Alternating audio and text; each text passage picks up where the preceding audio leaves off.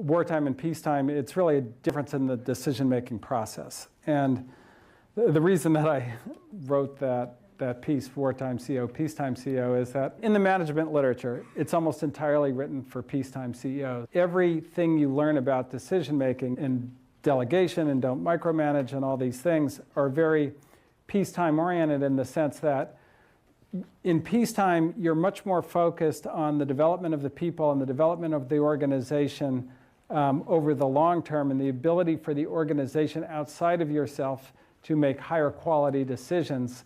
And that's kind of all affordable if you've got Google search and you're just like steamrolling through the industry, then you can do a lot more kind of peacetime sort of things.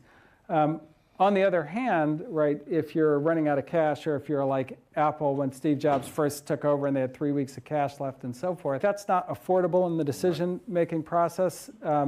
You've got to get to a very accurate decision extremely quickly. That's when the wartime techniques come into play.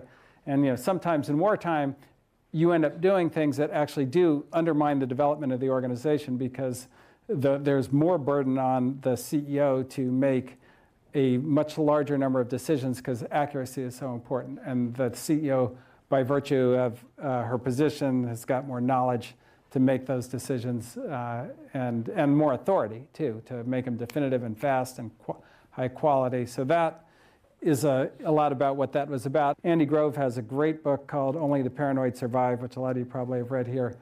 But there's a part of it where he talks about when he turned Intel from the memory business into the CPU business, which is like a real wartime story. Like, it's like, okay, like I walked into the room and I was like, okay, what would we do if I was fired tomorrow and then like somebody came in to replace me, and then my whole staff was fired and replaced all of them? What would they do with the business? And then like I walked out to the car, like I had a cigarette, I looked out into the distance, I was like, all right, we got to lay off 80% of the people.